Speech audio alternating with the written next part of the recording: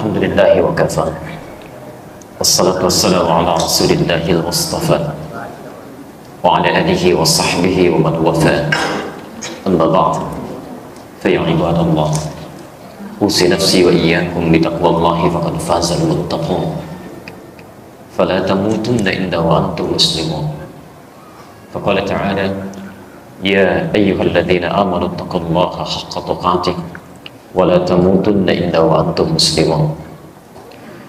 Saudara-saudariku dan pemirsa Akhir TV, Malini TV dimanapun Anda berada, alhamdulillah kita saat ini masih diberikan kesempatan oleh Allah untuk hidup sampai dengan maghrib ini. Semoga kehidupan kita sampai saat ini mendapatkan penerimaan terbaik dari Allah Subhanahu wa Ta'ala dan selalu berada dalam bimbingan Allah, sehingga setiap hari kita bisa lebih baik dan mulia dibandingkan dengan waktu-waktu sebelumnya yang telah kita lewati. Kita telah menunaikan salat maghrib berjamaah. Kita bermohon pada Allah Subhanahu wa Ta'ala semoga salat yang telah kita tunaikan berkenan diterima oleh Allah Subhanahu wa Ta'ala, dan mudah-mudahan menjadi maghrib terbaik di antara sekian maghrib yang pernah kita tunaikan. Saya agak sedikit bergetar malam ini, dari mulai datang, sholat, sampai dengan duduk di sini, karena ini merupakan di antara maghrib yang sangat berkesan bagi kami.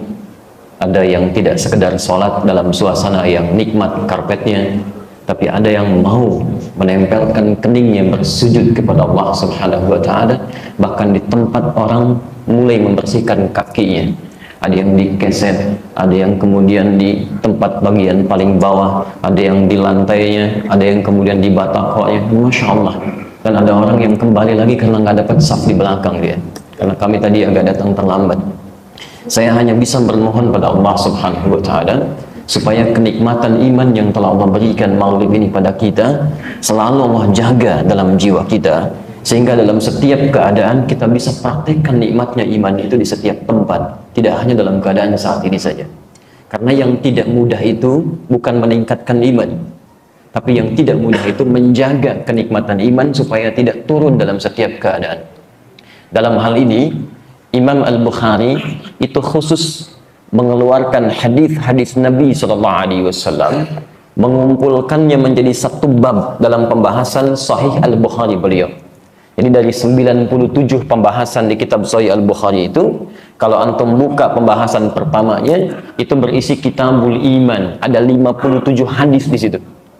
Antum pelajari hadisnya, itu rumus khusus dari Nabi, bagaimana cara membuat iman kita semakin naik dan menjaganya untuk tidak turun.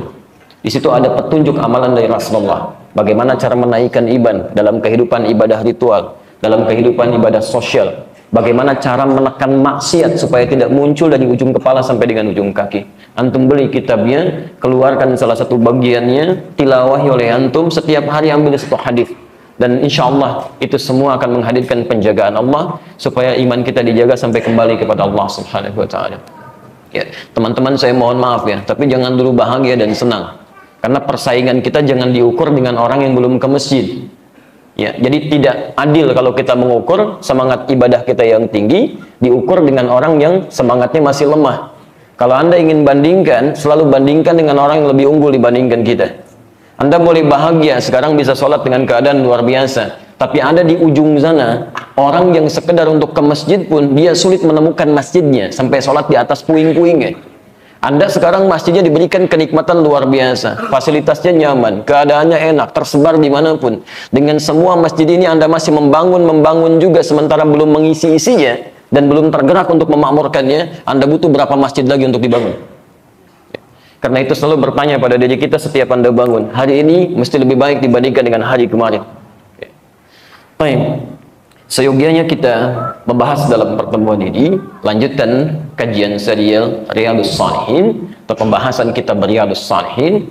Namun karena ini jumpa pertama kita di kesempatan ini dalam edisi malam yang subuh kita pindahkan ke malam dalam 2 pertemuan insya Allah, maka hari ini saya akan buka dengan kajian khusus terkait dengan tema yang sangat penting dalam situasi-situasi saat ini yang sekarang banyak disebarkan, dianjurkan, yang kita mesti sampaikan pada mereka bahwa Islam sudah punya aturannya lebih dulu dibandingkan dengan info yang sekarang disebarkan itu. Kita akan bahas sekarang tuntunan Al-Quran dan Sunnah menyikapi berita-berita hoax yang tersebar. Ya. Kita bahas nanti insya Allah sampai setannya kita munculkan. Ada setan hoax yang belum banyak diketahui orang. Ya. Betul, ada nama setannya dan jenisnya, kita bahas nanti insya Allah. Ya, kalau waktunya cukup. Ya. Baik, kita keluarkan dulu seperti biasa dalil-dalil Al-Quran dan nanti runtutan Sunnah Nabi-nya. Dari situ kita berikan paparan-paparan, lalu kita ambil turunan analisis lebih teliti lagi sehingga mudah dipahami kemudian dan gampang dipraktekkan dalam kehidupan. Satu, kita ambil contoh dulu ya.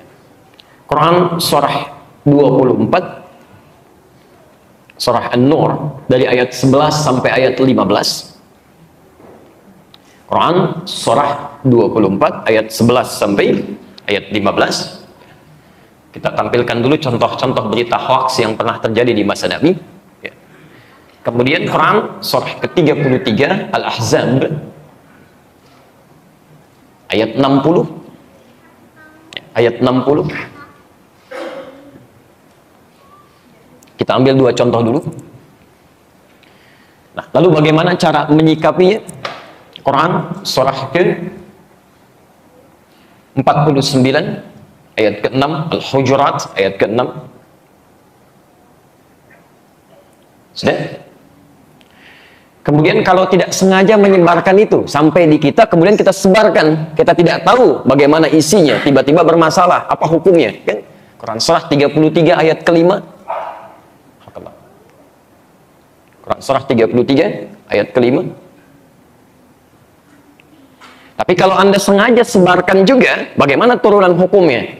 Nah, kita keluarkan lagi sekarang turunan hadisnya. Satu, hadis riwayat Al-Bukhari, nomor hadis 1477. 1477. Ditemukan juga di hadis Muslim, nomor hadis 4582. 4582.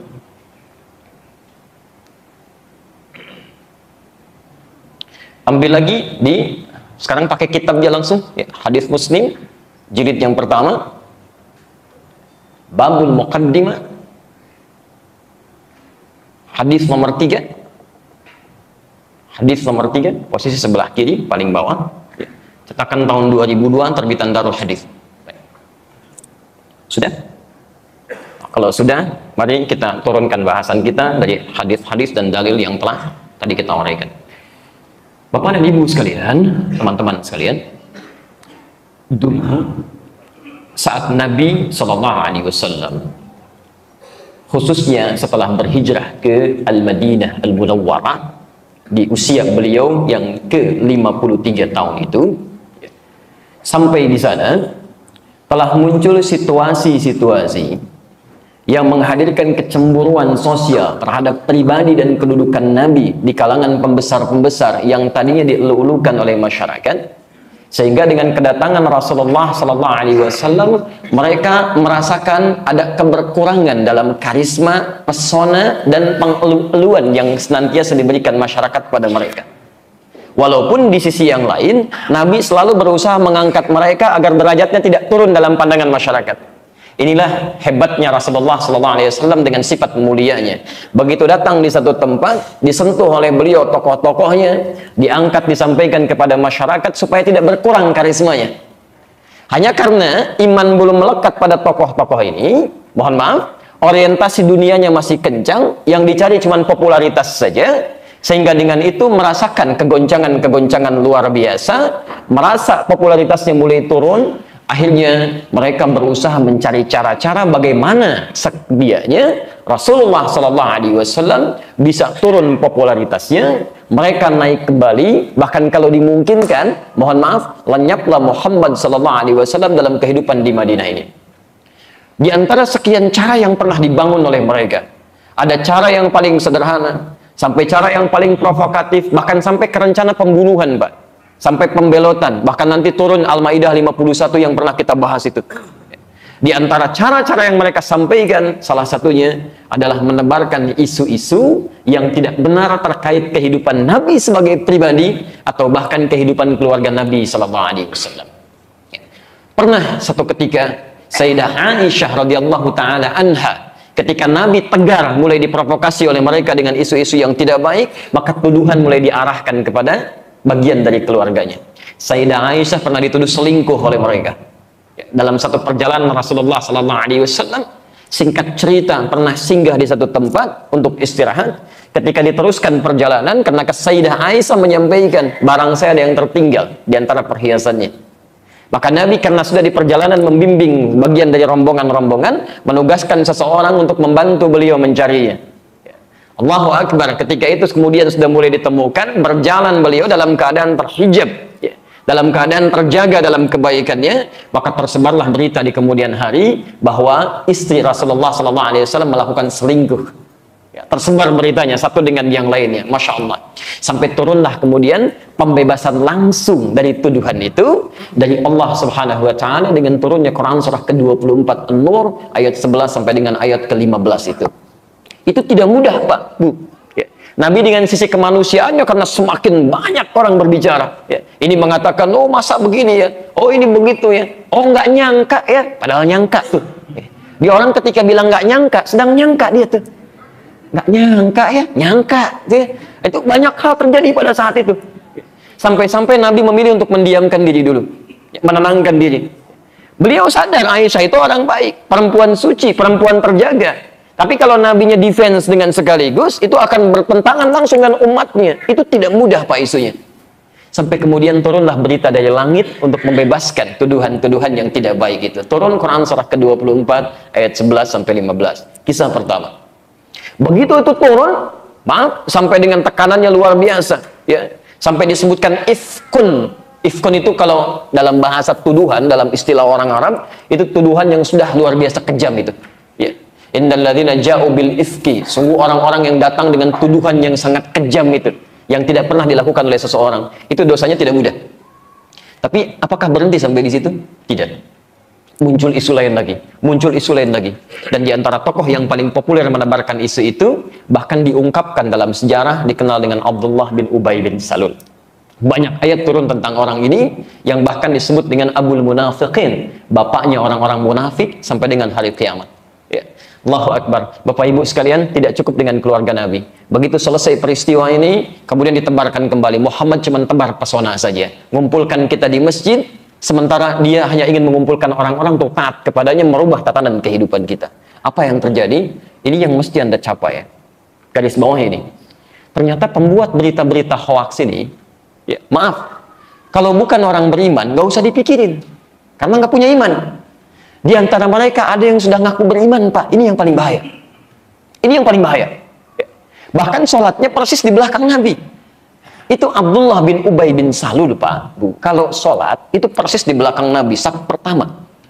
Tapi kalau Nabi keluar dari masjid, pertama yang keluar dari lisannya, dasar Muhammad, cuma cari perhatian aja.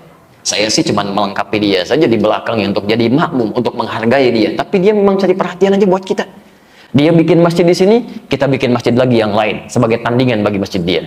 Kemudian dia salurkan proposal kepada Nabi. Lihat bahasanya, ya Rasulullah, masjid di sini sudah semakin sempit, fasilitasnya juga agak kurang tertata dengan baik. Bagaimana kalau saya buatkan masjid yang baru lagi supaya mengakomodir jumlah masyarakat Muslim yang sudah mulai gemar ke masjid?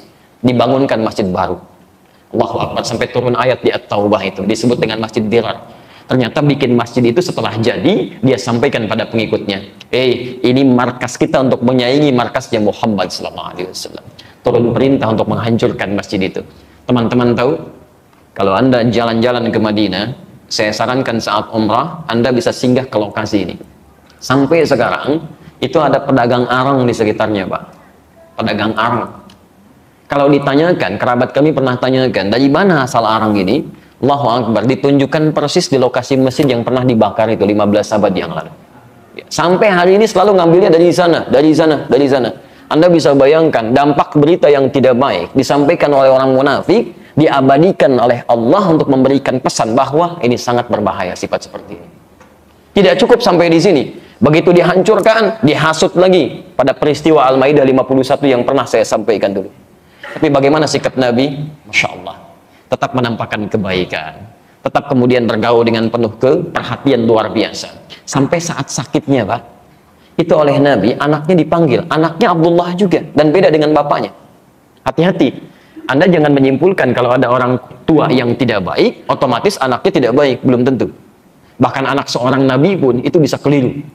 Ya, kalau lingkungan tidak diperhatikan dengan baik di situ. Hati-hati, ya, hati-hati. Jangan pernah menyimpulkan anak seorang ustadz bisa seperti orang tuanya.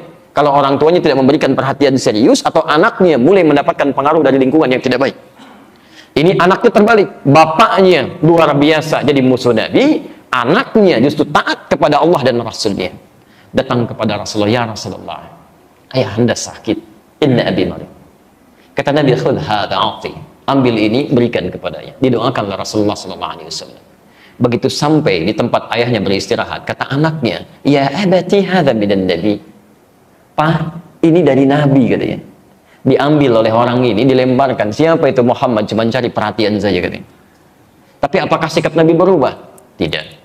Sampai saat sekaratnya, Nabi tetap datang dengan para sahabat-sahabat kibar. Ada Abu Bakar As-Siddiq, ada Umar bin Khattab, ada Uthman bin Affan. Dijenguk gitu. Antum tahu apa yang terjadi? Dalam keadaan sekaratnya, masih menampakkan keadaan-keadaan yang sangat luar biasa mencari perhatiannya. Dia katakan, ya Rasulullah, saya ini sudah di ujung penantian hidup saya. Mohon berikan kesempatan supaya saya wafat menggunakan jubah terluar Anda itu. Masih narik perhatian juga. Itu Umar saking gemesnya sudah pegang pedangnya begini. Ya Rasulullah, mohon izinkan pada saya untuk memisahkan kepala dari badannya. Umar, ya, Masya Allah, ketegasannya tidak kira-kira di situ.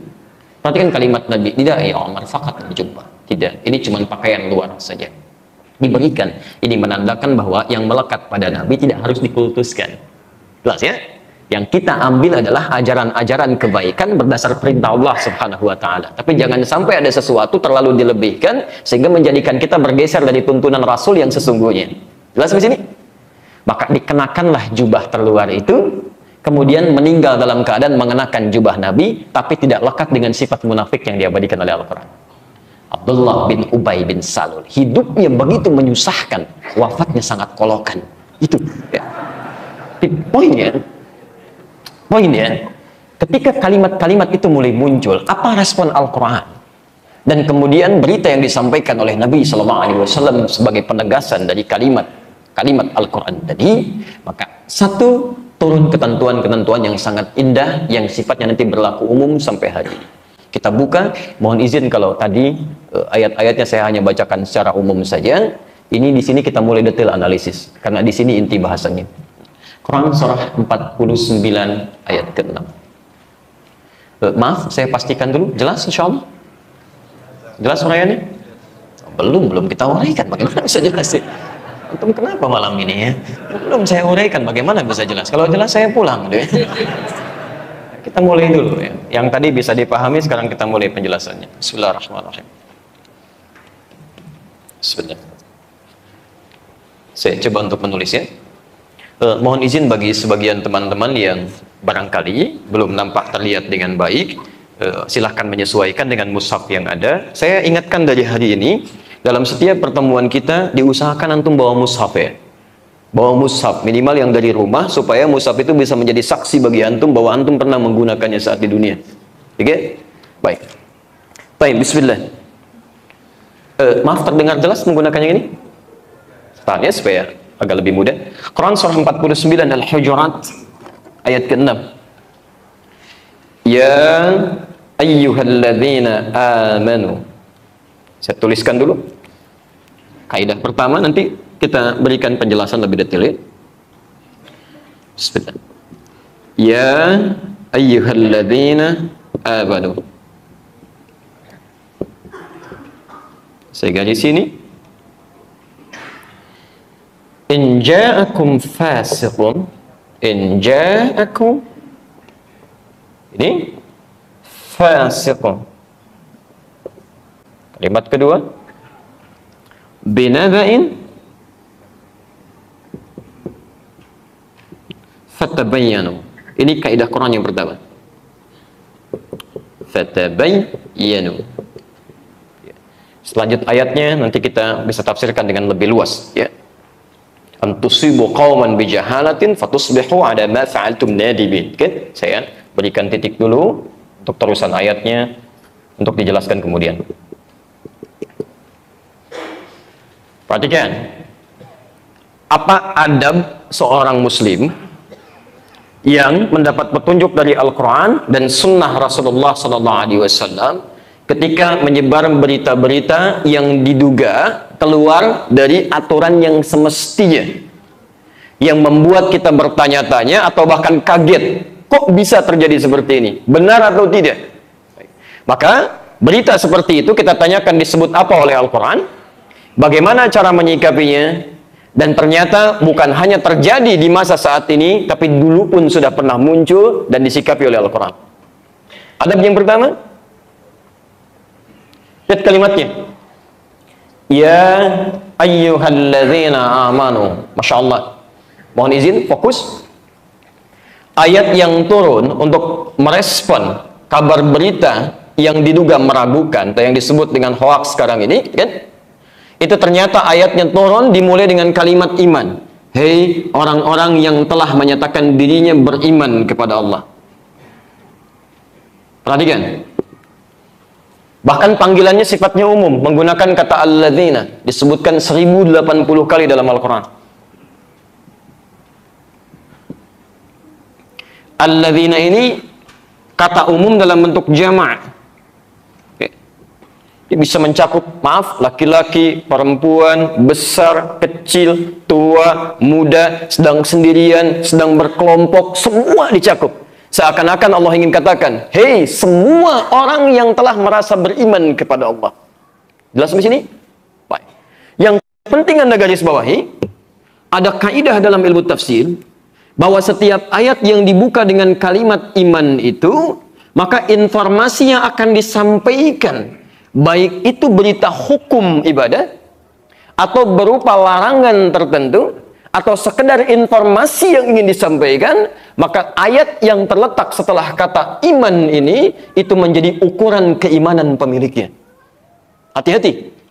Di setiap Anda menemukan kalimat di Quran dibuka dengan kata iman, apapun bentuknya, maka informasi yang disampaikan menjadi indikator atau ukuran tingkat keimanan kita. Di iman kita diukur di situ. Kalau antum ingin tahu kira-kira iman sampai maghrib ini sedang posisi kuat, sedang atau lemah, antum bisa cari ayat-ayat Quran yang dibuka dengan kalimat iman. Saya beri contoh sebelum ke sini. Quran surah kedua Al-Baqarah ayat ketiga, posisi paling kiri di pertengahan. Insyaallah kita hafal. Ini kalimat iman pertama di Quran. Alladzina yu'minuna bil ghaib wa yuqimunas shalah. Perhatikan, setelah kalimat iman, yu'minun bil ghaib, yang muncul kalimat salat, wa yuqimunas shalah. Perhatikan cara memahaminya, ya. Setelah ada kalimat iman, muncul kalimat salat. Maka amal ibadah ini, kalimat salat ini, itu menjadi ukuran pertama tingkat pemilik iman. Di semakin antum bersemangat menunaikan sholat, semakin baik Anda tunaikan, ini menunjukkan keimanan Anda sedang kuat, sedang tinggi. Kalau mau lebih dalam lagi, perhatikan, kalimat sholatnya ditulis seperti ini. Awas, kalau keliru di mushaf antum, berarti ada yang keliru dalam mushafnya. Makanya saya mintakan bawa mushaf untuk dicocokkan salah satunya. Lihat, alif, lam, shad, lam, waw, ta marbutah, harus begini. Karena ada 3 bentuk kalimat sholat bisa dituliskan. Bisa bentuk begini, as-salat. Yang tidak terlihat saya bacakan alif, lam, shad, lam, alif, ta, marbutah. Ada bentuk begini. Ada bentuk yang ketiga, salawat, tulisannya begini. Ya, salawat. Quran surah kedua Al-Baqarah ayat 237 sampai 238. Ya, di posisi paling kanan sebelah pojok paling atas ada ayat hafizu 'alas sholawati was sholatil wusta. Perhatikan, kalau kalimatnya ditulis seperti ini artinya bentuknya tunggal, cuma satu. Kalau kalimatnya ditulis seperti ini bentuk jamak. bentuknya jamak. Ada, pernah kalau haji itu ada istilah bus sholawat. Pernah dengar?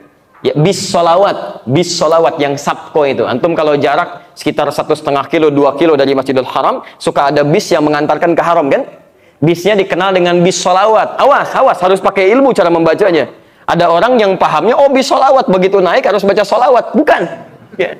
Bis sholawat itu jamak dari kata sholat. Bis yang mengantarkan untuk Anda sholat di Masjidil Haram. Bukan naik bis yang Anda langsung sholawat, bukan. Ya. Jelas ya? Baik. Tapi kalau dituliskan seperti ini, itu gabungan dari dua bentuk ini. Gabungan dari dua bentuk ini. Kenapa dituliskan dalam bentuk seperti ini? Ingin menunjukkan kesan bahwa satu, sholat yang difardukan oleh Allah, dimintakan pada kita mengerjakannya, itu bukan satu, tapi banyak. Yang fardu ada berapa? 5. Berapa rakaat? 17. Kenapa bisa ditulis dengan menggunakan taknya begini, tidak terbuka saja? Ini memberikan kesan bahwa, maaf, walaupun disebutkan jumlahnya 5 waktu 17 rakaat, tapi tidak setiap orang barangkali punya keadaan untuk menunaikannya dengan bersama-sama. Bisa jadi ditunaikan dalam keadaan sendirian. Maka disatukanlah dengan dua hal ini, dipadukan jadi satu ayat, satu kalimat, untuk mencakup dua makna tadi. Jaga waktu-waktu sholat, sekalipun tidak bisa menunaikannya dengan cara berjamaah, tetap tunaikan, jangan sampai tertinggalkan, sekalipun mesti sendirian. Tapi ingat, yang paling afdal adalah tunaikan bersama orang-orang banyak. Karena itulah diawali dengan kalimat yuqimunas sholat. Pakai menunjuk pada orang banyak.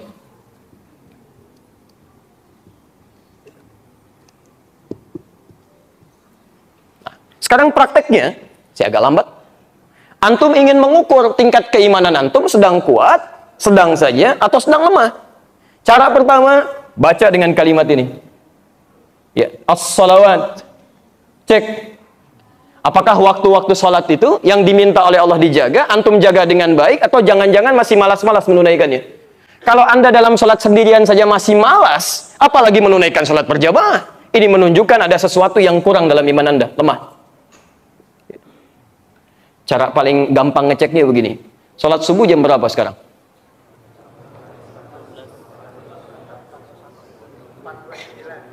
4:29, 4:12, 4:23, Masya Allah. Jamaah Masjid As-Salam malam ini berbeda pendapat tentang waktu sholat subuh. Kita lihat ke atas, 4:21, Masya Allah. Ketahuan ini ya. Baik. 4:29 agak wajar lah. Yang agak aneh 4:12 itu ya. Agak duluan, baik ya. Baik. 4:21. Baik. Perhatikan. Coba cek ya. Allah perintahkan jaga waktu sholat. Jaga waktu-waktu sholat. Hafidhu ala sholawatil wusta. Kata Nabi, sholat yang dicintai oleh Allah Subhanahu wa ta'ala, sholat tepat pada waktunya. Antum dipanggil sholat subuh 4:21. Antum datang jam 4:21. Allahu Akbar, Allahu Akbar. Antum siap-siap. Ini menunjukkan imannya masih standar. Oh, jangan senang dulu. Wah, standar. Jangan dulu bahagia, masih standar. Karena yang standar itu dalam hukum kehidupan, begitu waktunya tiba, saat itu Anda kerjakan. Anda kerja jam 7, Anda datang jam 7. Bukankah itu standar? Kalau Anda datang jam 6, Anda hebat. Anda masuk jam 7, datang jam 7. Itu standar, Pak. Jangan dulu bangga. Awas, hati-hati. Yang hebat itu yang tadi. Dipanggil jam 4:21, jam 3 sudah siap-siap. Ya, bahkan ada yang tahajud dulu, ada yang zikir dulu. Ini menandakan iman Anda sedang di atas. Sedang naik. Dan tolong kalau Allah sudah naikkan, Anda jangan turunkan. Kalau malam kemarin tahajud, malam ini jangan sampai nggak tahajud. Yang salah kadang-kadang Allah sudah naikkan, Anda sendiri yang turunkan. Itu yang fatal. Jadi kalau malam kemarin tahajud, malam ini harus tahajud lagi. Ya jaga. Mesti ada pola itu untuk merencanakan supaya amal kita bisa maksimal. Yang jadi masalah adalah saat dipanggil jam 4:21, baru datang jam 1:24. Tahun baru ini kita harus punya resolusi lebih baik daripada tahun-tahun sebelumnya. Sholat subuh kesiangan. Ya, tahajud gak dikerjakan. Katanya ingin lebih baik. Sholat subuh saja sudah kesiangan. Itu baru tanggal 1. Apa yang Anda inginkan? Ya. Karena kemalaman terlalu banyak begadang. Mikirkan banyak kembang api. Kembang yang ada saja sudah nggak ada apinya. Anda cari kembang yang ada apinya. Kadang-kadang nyambung gitu situasinya. Nah, Ini poinnya. Nah, sekarang konsep membaca ayat ini, kalau Anda bisa baru tepat waktu pun jangan dulu bangga. Karena yang paling hebat itu ketika bisa dikerjakan dengan banyak orang berjamaah. Cek lagi. Kalau maghrib ini bisa berjamaah, sholat isya Anda nggak jamaah, berarti iman Anda sedang turun. Saat Anda bisa menunaikan dengan berjamaah. Maghrib Anda ke masjid, begitu isya Anda nggak ke masjid, padahal bisa ke masjid. Suasana iman Anda sedang turun. Ada yang keliru di situ. Ada yang salah. Nah, dalam konteks berbeda, sekarang kita kembalikan pada inti bahasan kita. Kalimat ini sekarang memanggil kita dalam konteks yang lain. Hei, orang-orang yang telah menyatakan dirinya beriman, saya akan ukur iman kalian sekarang, ya. Perhatikan ini. Semakin Anda cepat meresponnya dengan baik, iman kita kuat. Maaf, Anda abaikan, iman biasa-biasa. Tapi Anda ikut di dalamnya, iman Anda bermasalah. Apa kaidahnya? In ja'akum fasiq. Jika datang kepada kita. Ja'a itu tidak harus diartikan datang dengan secara fisik. Bisa berarti berita, bisa berarti informasi, bisa berarti perwakilan tertentu, atau bahkan langsung orangnya datang. Bisa berarti demikian. Lebih tepat diartikan jika Anda menerima atau tiba kepada kita fasiqun, orang yang bermasalah. Pelan-pelan. Sekarang perhatikan sebentar. Datang orang bermasalah ini, kedatangannya diungkapkan dengan kata ja'a, diawali dengan in. Tolong catat ini ya. Kalau ada kalimat dalam bahasa Arab diawali dengan kata in, itu artinya peristiwa itu mungkin terjadi sekalipun tidak intens waktunya. Tidak sering terjadi. Ya. Maaf, dalam hidup Anda pernah kedatangan orang bermasalah? Tiap hari? Tidak, gitu kan? Ya, paling sebulan ada sekali, 2 kali, gitu kan? Itu in namanya. In. Ya, jadi tidak menunjukkan sering intensitasnya. Kalau tiap hari kemudian itu terjadi, berarti ada yang salah dalam komunitas masyarakatnya. Jadi pada dasarnya teorinya, peristiwa-peristiwa yang tidak sesuai dengan aturan itu tidak terjadi setiap waktu, biasa saja. Ketika itu mulai menyebar hampir setiap saat, berarti ada yang salah dalam masyarakatnya. Ada yang salah dalam komunitasnya, itu yang harus diperbaiki. Sekarang perhatikan, in ja'akum, jika satu kali datang pada kita, kita terima fasik. Fasik itu sudah menunjuk pada orang. Perbuatannya disebut dengan fasak. Quran surah ke-18 ayat 50, posisi paling kanan di pertengahan.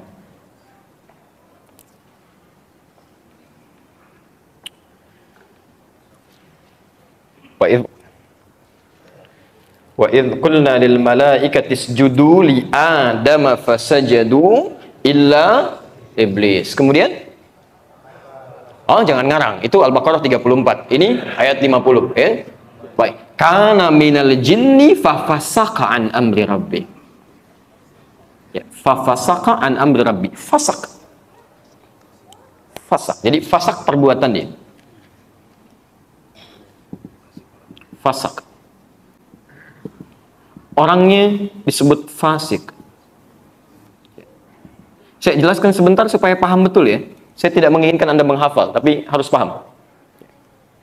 Fasak, secara bahasa, itu keluar dari aturan yang benar. Saya ulang, keluar dari aturan yang benar.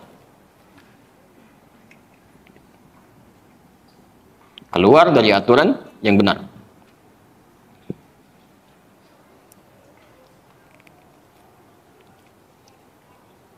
Secara syariat, bisa diartikan keluar dari aturan yang telah ditetapkan oleh Allah Subhanahu wa taala. Di setiap ada orang yang keluar dari aturan Allah atau menjauh dari aturan Allah, berarti perbuatannya disebut dengan fasak. Makhluk pertama yang keluar dari aturan Allah, menyalahi perintahnya, itu dari kalangan jin, bukan dari kalangan manusia. Ketika diminta untuk hormat kepada Adam, diminta sujud atas perintah Allah, semua makhluk sujud kecuali makhluk yang satu ini. Dia tidak mau sujud. Allah perintahkan sujud li Adam fasajadu, semua sujud illa iblis, kecuali Iblis. Siapa makhluk ini? Kana minal jinni. Dia termasuk dari kalangan jin, fafassaqa, yang keluar dari aturan-aturan yang telah Allah tetapkan. Dari mana taunya keluar dari aturan Allah? Quran surah ke-7 ayat ke-12 sampai ayat ke-13-nya. Qala ma mana'aka alla tasjuda id amartuk. Hei, kenapa kamu tidak mau sujud ketika saya perintahkan? Yang penting bukan sujudnya. Saya nggak butuh dengan sujud kamu. Tapi yang harus kamu tahu, ini perintah saya. Awas, hati-hati ya. Kita sholat pun, sujud dalam sholat, itu Allah nggak butuh dengan sholat kita. Catat kalimat ini. Semuka bumi dan langit tidak sholat kepada Allah, Allah tidak pernah memerlukannya, dan tidak akan menurunkan status Allah sebagai Rabb, sebagai Khalik. Kita yang butuh terhadap Allah, bukan Allah yang butuh terhadap sholat kita. Kenapa kamu tidak mau sujud pada perintah saya? Bukan karena sujudnya, tapi saya perintahkan. Apa jawab makhluk ini? Lihat ayat 13-nya. Dia katakan, ana khairum minhu, khalaqtani min tin, wa khalaqtani min narin, wa khalaqtahu min tin. Saya lebih hebat dibanding dia. Engkau ciptakan saya dari api, dia dari tanah. Tidak level kemudian yang di atas itu mesti merendah kepada makhluk yang lebih rendah. Ada kesombongan dalam dirinya. Keluar dari ketaatan kepada Allah, keluar dari aturan Allah, perbuatannya disebut apa? Fasik. Makhluk yang, mendapati situasi ini, maka makhluknya disebut dengan fasik. Jelas? Di fasik ini itu berlaku umum, bisa berlaku pada manusia. Ini yang ingin saya sampaikan. Bisa juga berlaku pada kalangan jin atau setiap makhluk yang keluar dari aturan Allah Subhanahu wa taala. Jelas di sini? Baik. Sekarang, maaf, pelan-pelan. Allah bikin aturan. Saya cek dulu secara sederhana. Yang gampang-gampang dulu ya, pelan-pelan. Yang ringan-ringan dulu, sebentar. Masuk masjid, kita kan punya aturan ya. Baik, kaki yang dilangkahkan saat masuk dengan keluar, itu beda. Semua ada aturan. Makan punya aturan. Jalan punya aturan. Kerja punya aturan. Termasuk menyebarkan berita-berita pun, kita ada aturannya. Yang bahkan tidak ditemukan dalam kepercayaan-kepercayaan lain yang dianggap sebagai agama. Perhatikan, masuk dengan keluar masjid, bukankah beda dengan masuk keluar toilet? Silahkan cek. Masuk masjid, masuk kaki yang mana? Masya Allah. Keluar toilet, kaki yang mana? Hati-hati. Beda. Antum kenapa cepat begitu? Berbeda, hati-hati ya. Beda. Masuk masjid kaki apa? Ulangi. Nah, keluar masjid. Masuk toilet. Keluar toilet. Sudah lain. Begitu antum masuk dalam keadaan kaki kiri, antum sudah keluar dari aturan Allah. Jelas ya? Itu masih yang ringan-ringan. Coba cek, kalau dalam yang ringan saja antum sudah abai, apalagi yang berat-berat. Karena yang besar-besar itu bermula dari yang kecil-kecil. Coba biasakan keluarkan aturan Nabi dari yang kecil-kecil sampai yang besarnya kita biasakan. Insya Allah ya. Mudah-mudahan kita dijaga oleh Allah supaya tetap dalam kebaikan. Dan tidak cukup dengan amin, biasakan dari sekarang. Saya teruskan dulu. Sekarang kita fokus pada aturan berita sekarang. Siapa fasik yang dimaksud di ayat ini? Karena fasik itu banyak. Banyak nanti ditemukan di Quran. Jamannya fasikun atau fasikin. Jaman pertama ada di Al-Baqarah ayat 26 sampai 28 itu. Posisi paling kanan sebelah bawah. Ya, wa may yudhillu bihi illal fasiqin. Siapa orang-orang ini? Ada keterangannya. Tapi fasik di Al-Baqarah beda dengan fasik di Al-Hujurat ayat ke-6. Di ayat ke-6 ini Allah ingin menerangkan tentang hal yang lain. Bukan fasik biasa, tapi fasikun binaba'in. Naba. Yang dimaksud fasik di sini adalah saat membawa berita, informasi, info.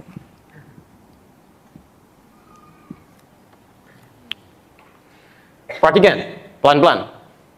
Kalau kalimatnya cuma fasikun saja, itu berarti menunjuk pada makhluknya, orangnya. Jelas? Tapi kalau sudah menggunakan huruf sambung ba,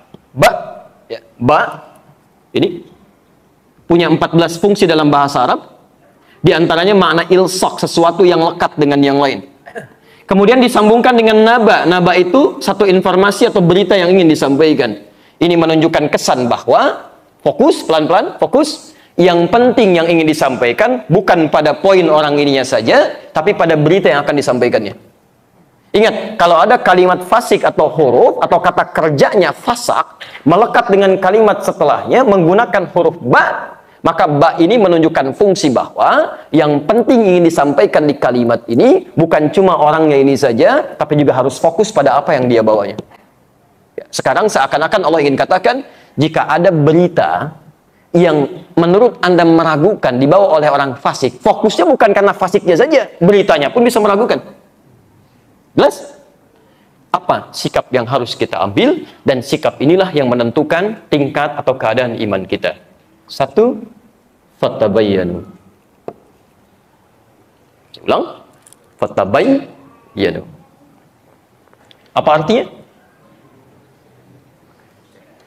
Kita bikin perjanjian saja ya. Kalau kira-kira antum ragu atau belum tahu, cukup katakan wallahu a'lam. Baik ya. Malaikat ditanya, qalu subhanaka la ilma lana illa ma 'allamtana. Kami tidak tahu ya Allah, hanya Engkau yang tahu dan mengajarkan kami. Sahabat ditanya, dia jawab Allah wa rasuluhu a'lam. Allah dan Rasulnya yang tahu. Antum bukan malaikat, bukan sahabat. Kenapa main tebak-tebakan? Masya Allah. Baik, pelan-pelan. Ini masjid apa? Salam. Itu yang kita ketahui. Tapi kalau belum tahu, cukup katakan apa? Allahu a'lam. Apa artinya fatabayyanu?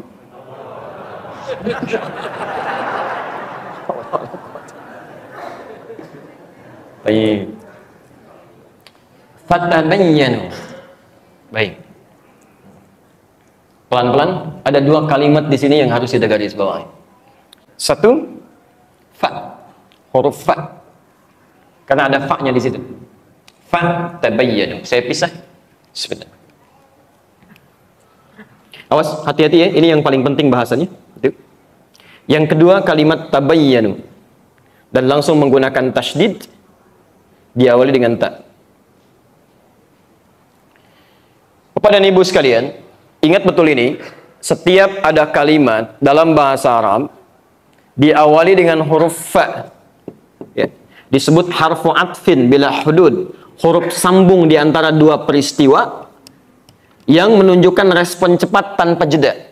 Jadi kalau ada huruf fa itu sering saya sampaikan dalam kesempatan berulang-ulang, kalau Anda temukan huruf fa dalam satu kalimat, secara singkat dia meminta respon cepat tanpa jeda. Tanpa jeda. Jadi menyambungkan dua peristiwa, ada peristiwa A, peristiwa B, di antara keduanya itu nggak ada jedanya. Dakhala Ahmad ila Masjid As-Salam. Ya, fa Ali. Ahmad masuk ke Masjid As-Salam. Begitu Ahmad masuk, Ali langsung masuk. Kalau menggunakan waw, wa Ali, ada jeda sedikit. Kalau menggunakan thumma, Ahmad sudah masuk, 30 menit kemudian Ali baru masuk. Tolong jaga betul rumus ini, karena setiap Anda baca Quran, Anda akan temukan kalimat-kalimat itu. Nabi Zakaria pernah berdoa dalam sholatnya. Begitu doanya selesai, sholatnya belum selesai. Turun jawaban pakai fa. Artinya, jawaban itu turun seketika setelah doanya disampaikan, jawaban langsung turun. Quran surah ketiga ayat 38-39. Nah, di sini kalimatnya menggunakan huruf fa, seakan-akan ingin mengatakan, kalau Anda menemukan datang berita yang meragukan seperti ini, maka cepat respon pakai fa. Jangan berikan jeda. Ya, cepat. Nah, semakin Anda cepat merespon dengan apa yang akan disebutkan nanti, ini menunjukkan iman Anda luar biasa. Tapi kalau Anda lambat-lambatkan, Anda tidak peduli, Anda macam-macamkan dan sebagainya, ini menunjukkan imannya masih ditingkatkan. Jelas? Nah, respon cepat apa yang diinginkan oleh Quran supaya kita bisa maksimalkan? Tabayyanu. Quran surah 55 ayat yang keempat.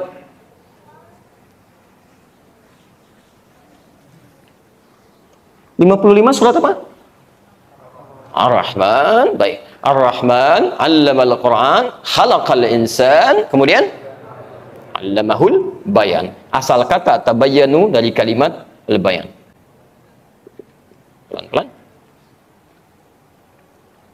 Berarti sesuatu yang jelas. Clear. Ya, clear. Pelan-pelan. Perhatikan sebentar. Ini apa? Jangan katakan Allah alam, gelas ya. Baik. Ada apa di dalamnya? Baik, kosong ya. Baik, kosong. Saya masukkan. Ada apa di dalamnya? Tutup spidol ya. Jelas kelihatannya? Nah, ini bayan, nampak, tidak ada samar-samar di sini. Tidak ada samar-samar. Baik. Sekarang pelan-pelan.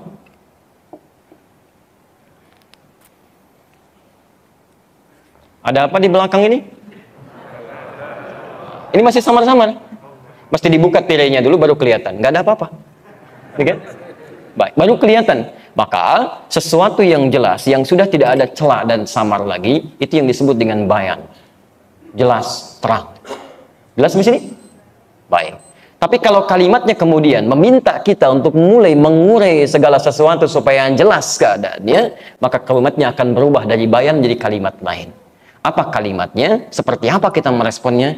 Kita nanti akan lihat setelah menunaikan sholat isya berjamaah. Oke. Sudah mau masuk waktu kan? Supaya kita siap-siap dulu. Dan saya mohon izin teman-teman, saya tadi coba rasakan juga ada sebagian saudara kita yang mungkin tidak tersambung dalam saf, setidaknya bisa dibantu kalau ada kelebihan sajadah atau yang lain, teman-teman di luar bisa lebih mendapatkan kebaikan-kebaikan supaya tidak balik lagi ya. Kadang-kadang dia ada yang saya lihat, ada yang balik lagi ya. Subhanakallahumma wa bihamdika asyhadu an la ilaha illa anta astaghfiruka wa atubu ilaik. Assalamualaikum warahmatullahi wabarakatuh.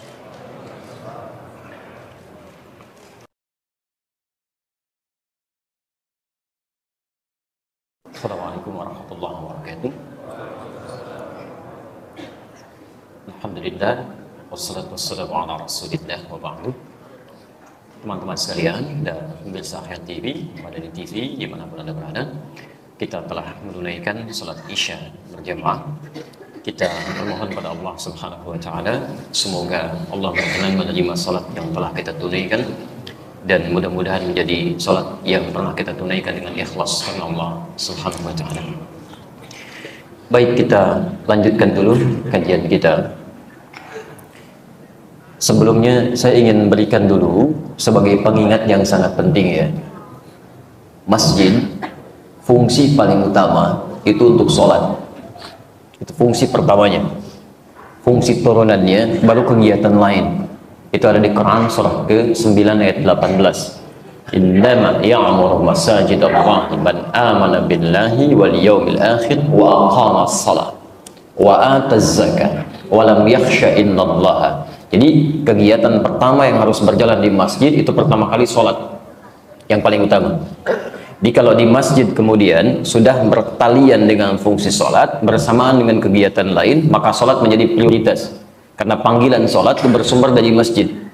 Jadi kalau misal sekarang saya ada ta'lim kemudian muncul waktu sholat, maka sholat didahulukan, ta'lim berhenti sejenak.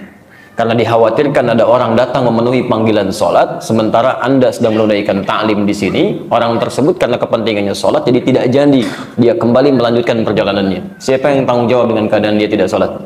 Kalau meninggal di pertengahan jalan, maka ada sesuatu yang terjadi pada orang-orang seperti ini.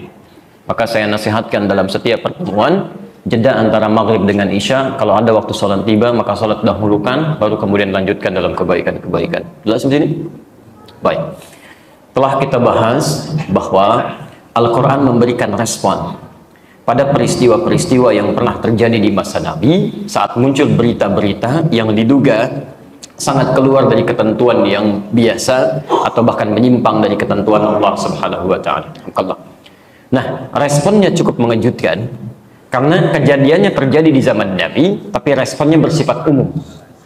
Anda penting garis bawahi, setiap ada respon dengan kalimat umum dalam Al-Quran, ini menunjukkan bahwa hukumnya akan berlaku terus di masa yang akan datang karena kejadiannya mungkin berulang. Dalam ilmu Al-Quran, terkhusus dalam kaidah asbabun nuzul, kaidahnya dikenal dengan al-ibratu bi'umumil lafzi la bi khususis sababi. Hukum itu berlaku dengan keumuman lafaz, bukan terkait sebab khusus yang terkait dengan turunnya ayat itu. Jadi jangan dipahami, oh ayat ini hanya turun di masa Nabi saja, sekarang sudah tidak berlaku. Tidak. Karena sifatnya umum, maka hukum umumnya masih berlaku, sekalipun menjadi contoh kegiatan di masa Nabi. Ingin menunjukkan kesan bahwa penyebar berita-berita yang tidak tepat pun bukan hanya di masa Nabi. Nanti pun akan terjadi seperti ini responnya. Dan respon ini yang menunjukkan kekuatan atau kelemahan iman seorang yang beriman pada Allah Subhanahu wa taala. Respon pertama, cepat. Cepat. Apa yang harus dipercepat itu? Tabayyanu, berasal dari kata bayan, sesuatu yang jelas, terang, tidak tersekat.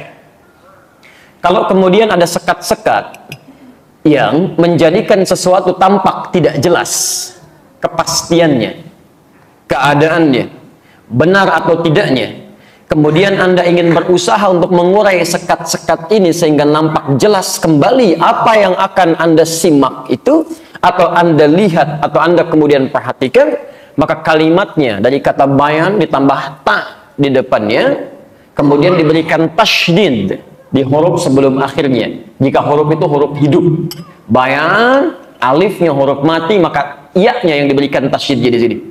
Diberikan tasydid di sini, maka kalimatnya berubah menjadi tabayyana. Tabayyana. Kalau bentuknya jama menjadi tabayyanu, maka diartikan usaha untuk menyingkap tirai-tirai yang menyelimuti itu supaya tampak kembali dengan jelas. Jadi kalau Anda mendapatkan informasi-informasi yang Anda kira meragukan, isinya bahkan bertentangan dengan hukum-hukum Allah, ada sesuatu yang menurut Anda tidak benar di situ, jangan dulu disimpulkan, apalagi disebarluaskan. Itu keliru. Awas, termasuk dalam taklim ya. Anda mendapatkan keterangan dari ustadz belum jelas, cek dulu. Perjelas itu dengan pertanyaan. Jangan sampai Anda menyimpulkan sesuatu yang belum tentu sama apa yang disampaikan oleh ustadz dengan kesimpulan yang Anda mungkin sampaikan. Saya pernah menyampaikan satu taklim di satu tempat. Saya sampaikan dengan kalimat, setiap orang-orang yang mengikuti tuntunan Allah dan Rasulnya, yang bersambung sanadnya sampai ke Nabi, maka dia disebut dengan salafi. Turunannya disebut dengan manhaj namanya. Pilihannya disebut dengan madhab. Tiba-tiba ada pertanyaan datang mengatakan, Ustaz, antum terlalu mudah menyimpulkan semua umat Islam itu salafi. Bagaimana dengan Khawarij? Bagaimana dengan Ahmadiyah? Bagaimana dengan firqah A, B, C, dan sebagainya? Saya sampaikan bukan saya yang terlalu mudah menyimpulkan. Antum yang tidak fokus dalam menyimak. Sehingga salah memberikan kesimpulan. Jangan jadi mustami yang mensana incorpori sano. Ustaz nerangin ke sana, antum mikir ke sono. Sehingga kesimpulannya nggak nyambung. Yang saya katakan semua umat Islam yang ikut tuntunan sunnah Rasulullah, ikut petunjuk Allah, mengikuti lewat jalur Nabi, itu baru yang disebut dengan salafi. Apapun dia madhabnya. Jadi kalau orang ini tidak ikut tuntunan Nabi, apalagi nabinya beda dengan Nabi Muhammad, ya jelas bukan. Islam aja bukan, Ahmadiyah itu bukan. Karena nabinya aja beda. Jelas sampai sini ya? Nah, jadi ingat betul kaidah-kaidah ini, maka jika menemukan satu informasi yang belum jelas, jangan cepat disimpulkan, jangan diberikan vonis hukum, apalagi disebarkan. Itu yang paling bahaya. Ya. Dan di sini menjadi ciri keimanan seseorang. Jika Anda ingin mengecek dalam kalimat ini, di mana tingkat keimanan kita, maka Anda bisa lihat. Apakah Anda termasuk yang terburu-buru sampai menyebarkan? Sampai mendesain ulang kembali? Sampai menyimpulkan, oh ternyata begini ya. Macam-macam. Tapi belum pernah Anda cek. Gara-gara fitsahat sampai heboh Nusantara. Apa urusannya gitu? Jangan-jangan yang bikin heboh itu belum pernah ngecek juga gitu. Coba dilihat lagi. Ya, coba dicek lagi. Jangan-jangan yang menyebarkan satu dengan yang lain, sehingga dari penyebaran-penyebaran ini muncul masalah-masalah baru yang buang-buang energi. Yang seharusnya nggak pernah dibahas, nggak pernah didiskusikan, nggak keluar energi untuk bahas itu, tiba-tiba muncul lagi. Yang dikhawatirkan, awas. Antusibu qauman bijahalatin, bisa menyakiti orang lain tanpa kita sadari. Tanpa kita sadari. Fatusbihu ala ma fa'altum nadimin. Ujung-ujungnya cuma menyesal. Salah saya. Sudah tahu salah, kenapa nggak dipikirin sebelumnya? Yang jadi masalah. Cek, lihat sumbernya. Dari mana gambarannya? Kalau sudah mendapatkan pembuktian yang jelas, maka bukti yang jelas jadi disebut dengan bayyinah. Keadaannya disebut dengan bayan, usahanya disebut dengan tabayyan, sifatnya disebut dengan tabayyun, buktinya disebut dengan bayyinah. Muncul Quran surah 98 itu, surah Al-Bayyinah. Lam yakunil ladzina kafaru min ahlil kitabi wal musyrikina munfakkina hatta ta'tiyahumul bayyinah. Bukti yang nyata, jelas bagi kita. Cek dulu, lihat di BAP-nya. Oh ternyata bukan fitsahat saja. Poin F-nya keliru menuliskan At-Tahiriyah. Poin G-nya keliru menuliskan Safiyah. Ditulis pakai F, muncul pakai V di situ, gitu kan? Masya Allah. Baik, muncul lagi yang lainnya. Ekspor, S-nya hilang, jadi ekspor, gitu kan? Dan sebagainya. Ternyata bukan cuma kalimat itu saja. Dari mana bisa menyimpulkannya? Cek sumber aslinya. Lihat dulu bagaimana turunannya. Nanti baru kemudian dikonfirmasi dengan orangnya. Apakah yang salah juru ketiknya saat mengantuk mungkin mengetiknya, atau keliru mengejanya, atau juga kesalahan menyimpulkan tidak dicek kembali. Banyak yang terjadi, tapi kesimpulannya itu bukan urusan kita. Itu urusan orang lain, ngapain kita sibuk mikirin? Ya, jadi agak aneh kadang-kadang sibuk mikirkan urusan yang bukan urusan kita, dan itu bukan substansial bagi kita. Sehingga sibuk pikirkan yang lain, lupa dengan esensi persoalan yang harus difokuskan dalam kehidupan kita. Jelas sampai sini? Baik. Halo, jelas? Jelas ya? Jadi ini respon pertama. Respon pertama. Jadi sifat seorang beriman itu jika menemukan sesuatu, dia cek dulu. Lihat dulu sumbernya. Apapun itu keadaannya. Tolong ingat betul ya. Ini kaidah sedang kita butuhkan saat ini. Betapa banyak berita-berita menyebar. Kalau muncul penyebaran itu dari orang nggak beriman, nggak usah dipikirin, kita doain aja supaya mendapatkan hidayah, jadi beriman dia. Yang jadi masalah ketika ada orang mengaku beriman, kemudian mewujudkan suasana itu dalam bentuk yang lebih parah. Apa bentuk yang lebih parah itu? Sebelum mengecek sudah bisa menyebarkan kembali. Maka turunlah di sini kemudian sabda Nabi SAW. Kita turunkan pelan-pelan. Kita mulai dengan muqaddimah dulu di kitab Sahih Muslim. Lihat kalimatnya. Kafa bil mar'i kadhiba. Awas hati-hati. Kafa bil mar'i kadhiba an yuhadditha bi kulli ma sami'a. Bahkan di riwayat lain disebutkan kafa bil mar'i ithma an yuhadditha bi kulli ma sami'a. Cukuplah seseorang itu berpotensi mendapatkan dosa. Saya ulang, berpotensi mendapatkan dosa kalau disebutkan isman, kalau disebutkan kadhiba, berpotensi berbuat dusta jika mudah menyampaikan setiap apa yang ia dengar. Begitu muncul informasi, sampaikan lagi, belum dipastikan bagaimana benar tidaknya. Kata Nabi, peluangnya cuma dua. Kalau dia tidak berpotensi berbuat dusta, atau dia berpotensi berbuat dosa. Jadi nggak ada yang ketiga. Hati-hati, antum bisa terjebak dalam dua suasana. Bisa jadi pendusta karena menyampaikan setiap yang didengar. Kalau tidak dicek kembali, itu kemungkinan berita itu kan bisa benar, bisa salah. Tapi kata Nabi, kemungkinan salahnya lebih banyak dibandingkan dengan benarnya. Nah, kalau salah ini sudah menyebar, maka yang paling berbahaya adalah ithmun. Ithmun itu dosa yang bisa meluas sifatnya. Bukan cuma di situ saja. Coba, begitu itu menyebar, yang disalahkan kadang-kadang bukan yang bikin beritanya, yang nyebarkannya. Ribut di situ, diskusi lagi, macam-macam. Kadang-kadang satu grup dalam media sosial, isinya satu keluarga, bisa ribut keluarga itu. Gara-gara berita yang tidak baik. Dan yang paling aneh bukan urusan di keluarga itu. Masalah orang lain dibahas di situ, ramai di situ. Ada sesuatu yang keliru di sini. Ini coba lihat ya. Sekali lagi, kalau Anda masih ingat di kesimpulan yang pertama tadi, masih ingat? Awas, kalau itu terjadi cuma sesekali saja, kalimatnya menggunakan in kan. Harusnya sesekali terjadi sebagai ujian. Tapi kalau marak terjadi setiap waktu, itu menunjukkan ada yang salah dalam kepribadian manusianya. Sekarang, seakan-akan ingin diberikan gambaran pada kita, ini banyak yang keliru dalam kehidupan masyarakat pada saat ini. Kalau nggak beriman, sekali lagi cukup didoakan. Yang jadi masalah, mengaku beriman, masih menyampaikan situasi yang bertentangan dengan syariat-syariat Al-Quran. Jelas? Baik. Teruskan. Kalimat hadis terakhir. Di Al-Bukhari, nomor hadis 1477 tadi yang sudah antum tuliskan. Di hadis Muslim temukan nomor hadis 4582 ya. Lihat kalimatnya. Oh, hati-hati ya, hati-hati dengan hadis ini. Innallaha kariha thalatha. Innallaha kariha thalatha.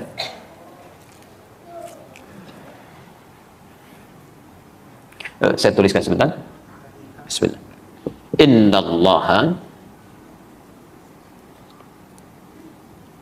kariha thalathatan. Kariha. Fokus sebentar. Ingat, setiap ada kalimat diawali dengan kata inna atau anna, maka hukumnya sifatnya tegas.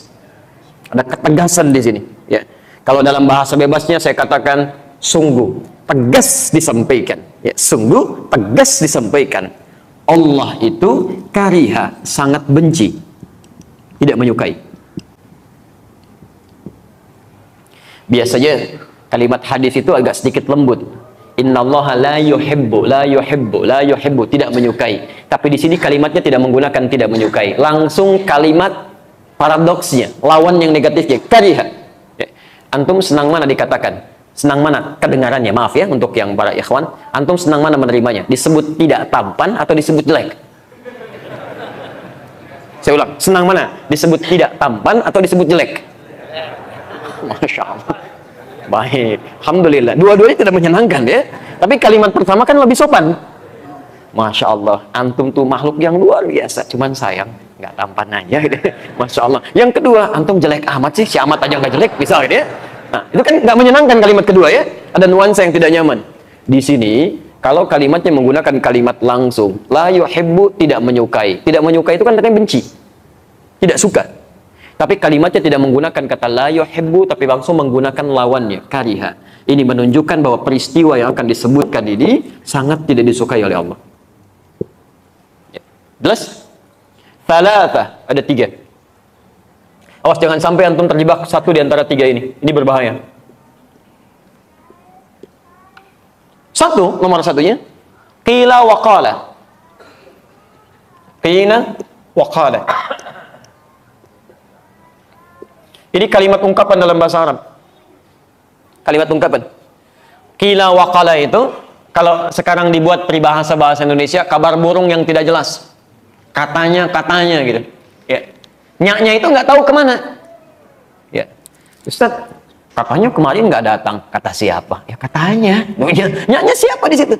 Itu nggak disukai. Karena menunjukkan pada sesuatu yang belum jelas. Ini langsung bertentangan dengan ayat Quran sekaligus. Quran surah 17 ayat 36. Ya, lihat kalimatnya. Wala taqfu ma laysa laka bihi ilm. Inna as-sam'a wal basara wal fuada kullu ulaika kana anhu mas'ula. Perhatikan kalimatnya. Ini bahayanya, jangankan yang menyampaikan, ikut-ikut orang ini aja nggak boleh. Lihat kata Quran. Jangan pernah Anda ikuti sesuatu atau bahkan ajakan yang belum jelas kemana arahnya, bahkan sumbernya. Awas, hati-hati, jangan pernah diikuti. Walaupun dalam kalimat sederhana ya, misal, ikut yuk. Kemana? Pokoknya ikut aja deh, nanti lihat. Itu kalau adab Quran nggak boleh diikuti. Nggak boleh. Nggak usah pakai oh, nggak boleh. Jangan diikuti. Kenapa? Karena antum belum bisa memastikan antum dibawa kemana. Bagaimana kalau diajak ke tempat bermaksiat? Ke tempat yang tidak disukai oleh Allah Subhanahu wa Ta'ala. Ya, ketika antum terjebak dalam kesalahan, menyalahi aturan Allah, berbuat fasik bahkan di situ, maka lihat kalimat ayatnya, innas sam'a wal basara wal fuada. Telinga kamu akan ditanya, mata kamu akan ditanya, bahkan pikiran kita akan ditanya. Kalau kalimat bebasnya, akal kamu dikemanakan sampai kamu nggak tanya dulu. Telinga kamu dikemanakan sampai nggak dengar dulu perkataan dia. Mata kamu dikemanakan sampai nggak lihat dulu informasinya. Jelas di sini? Baik, maka yang pertama, Allah sangat tidak menyukai, sangat membenci hal-hal yang tidak jelas sifatnya. Qila wa qala, kata si fulan, kata ini, kata itu, tapi tidak jelas dari mana sumbernya. Jelas di sini?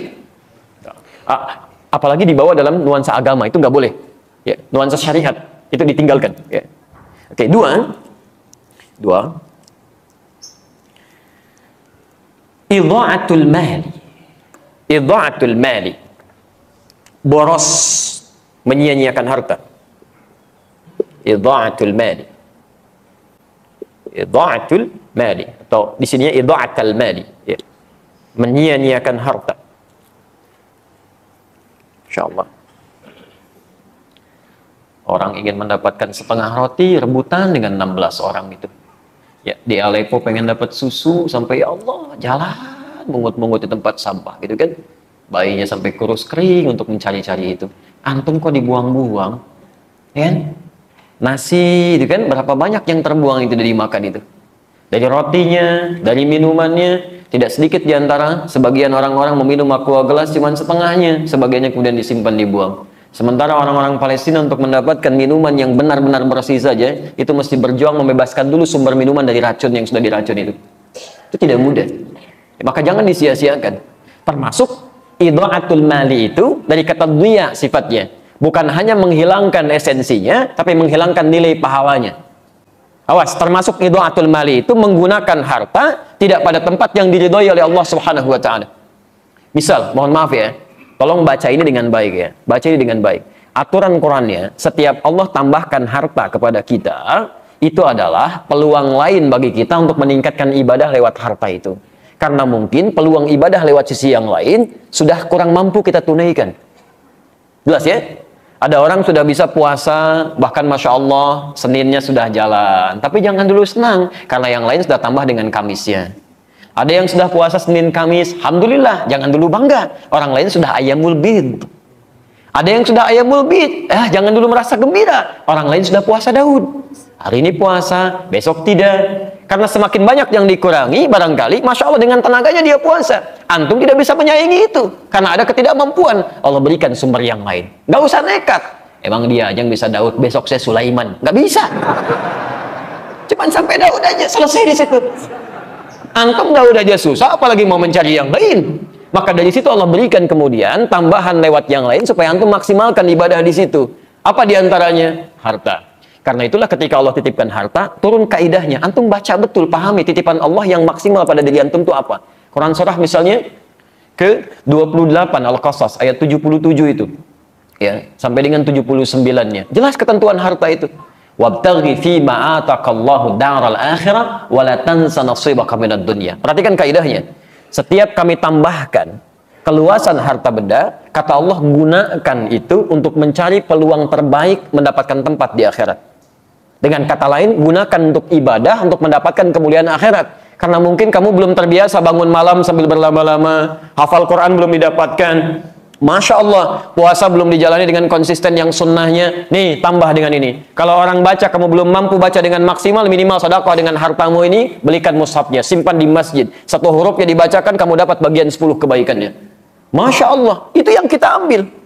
Bukan dijadikan bahan untuk kesombongan diri. Kalau cuma sombong, yang dulu sudah ada, namanya korun. Hartanya lebih banyak dibandingkan antum. Jangankan hartanya, kuncinya aja kalau dibawa-bawa, itu dibawa orang-orang di belakang ya. Kalau jalan kemana-mana Pak, maaf ya, saya sering ulang kisah ini. Korun itu informasi Quran di ayat 76 surah ke-28, surah ke-28 ayat 76. Inna Qaruna kana min qaumi Musa fabagha alaihim. Korun itu termasuk kaum di zamannya Musa, sombongnya luar biasa. Ya, sombong dengan hartanya, bagha itu sombong dengan harta. Kalau sombong dengan kedudukan disebut togo. Fir'aun disebut togo. Qarun disebut bagha. Sombong dengan harta. Tapi apa yang disombongkan? Wa inna mafatihahu latanu'u bil usbah. Dan sungguh kunci-kunci berangkasnya saja. Itu kalau diangkat orang-orang terkuat di zamannya. Masih belum keangkat Pak. Baru kuncinya aja. Kuncinya. Antum kalau punya kunci berangkas satu aja. Antum tampilkan begini. Dipublikasikan atau antum sembunyikan? Pasti disembunyikan, nggak ada kisahnya orang punya baru satu berangkas, kuncinya dipoto, ceklik, berangkas saya yang terbaru. Ya itu cari masalah. Itu baru satu, Korun tidak. Nih saya banyak nih, kalau mau ambil aja. Ini aja ngangkatnya nggak kuat. Kemana-mana kunci, kaya, sombong Pak. Ini kalau ada orang kaya sekarang sombong Bu, itu ketinggalan. Dan keterlaluan karena dia tidak sekaya Korun. Dan Korun hancur juga gitu. Makanya turun ayat tadi. Itu saya tambahkan kata Allah. Bukan untuk disia-siakan. Ngapain sombong? Karena nggak akan dibawa pulang.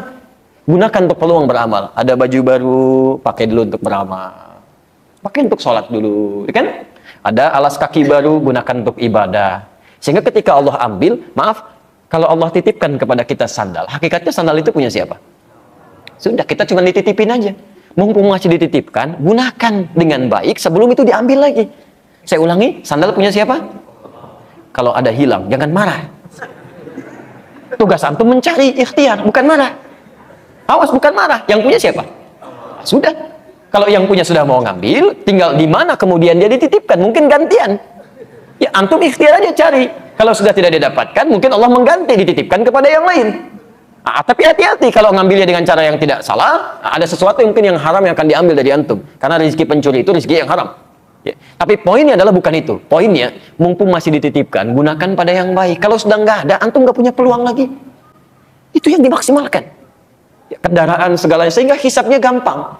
Pakai baju pertama kali, gunakan untuk sholat. Begitu dihisab, hei fulan, dari mana harta yang kamu dapatkan? Engkau maha tahu ya Allah, mendapatkan dengan cara yang halal. Keringatnya begini ya, menjadi saksi semuanya. Allahu Akbar. Kemana engkau pertama kali gunakan?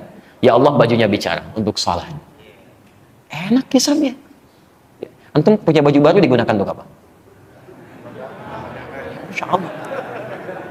Antum undangan sekali belum tentu dalam setahun sekali antum pakai baju luar biasa. Nggak ada yang kayak Allah ngundang 5 kali dalam sehari. La haula wala quwwata illa billah. Begitu ditanya, dari mana kamu dapatkan harta yang paling halal ya Allah? Engkau menjadi saksi dalam semua perjuangan hamba. Kemana kami gunakan? Undangan ya Allah. Oh, jawab apa? Ya. Ini idha'atul mal. Ya, tolong dicek ya. Yang harus malu adalah, ada orang Pak, maaf ya, sepeda aja nggak ketitipin, tapi kakinya digunakan untuk melangkah ke masjid. Jaraknya luar biasa. Ada yang 500 meter, ada yang sampai 2-3 kilo, masih jalan ke masjid. Antum tetangga masjid, sepedanya ada, motornya ada. Masih ada alasan hujan, kasih payung. Ada alasan lagi, kasih mobil. Masya Allah. Ada semuanya. Belum mau ke masjid juga, antum masih dikasih apa lagi supaya mau ke masjid? Coba cek lagi. Imam Hasan Al-Basri, antum jangan kira semua amalan antum itu bisa diterima oleh Allah. Imam Hasan Al-Basri, kenal Hasan Al-Basri? Alhamdulillah. Alhamdulillah. Kita syukurilah, kalau kenal saya pulang. Kalau antum nggak jelas siapa gitu kan. Baik, Hasan Al-Basri itu dikisahkan dalam kitab namanya Al-Hikayat wal Muhimmat. Itu Masya Allah. Beliau pernah tidur kemudian bermimpi mendengar suara. Ini nyata, beliau kisahkan sendiri. Mendengar suara yang memanggil beliau. Ya, hei ya Abdullah, kurang lebih demikian lima makna. Menurut kamu amalan apa yang paling diterima oleh Allah? Beliau katakan amalan saya yang beliau kira itu yang paling ikhlas. Saya pernah kerjakan ini. Kemudian mendengar suara itu tidak diterima oleh Allah. Tidak diterima oleh Allah. Yang diterima oleh Allah, perhatikan, yang diterima oleh Allah ketika engkau bersedekah pada seekor lalat. Saat engkau menulis itu, jadi beliau pernah menulis, tiba-tiba lalat hinggap di penanya. Itu oleh beliau, oleh Hasan Al-Basri rahimahullahu ta'ala, didiamkan penanya untuk memberikan kesempatan pada lalat untuk mengambil rezekinya di pena itu. Tidak digerakkan supaya lalatnya tidak lari. Ketika didiamkan itulah beliau anggap itu amalan yang biasa-biasa saja. Ternyata dalam pandangan Allah betapa besar itu. Rahmat Allah diturunkan dalam kalimat itu. Jadi kita tidak tahu teman-teman sekalian, di mana amalan kita yang sudah kita anggap diterima oleh Allah itu. Menurut Allah amalan terkhusyuk kita belum tentu itu dapat penerimaan yang baik.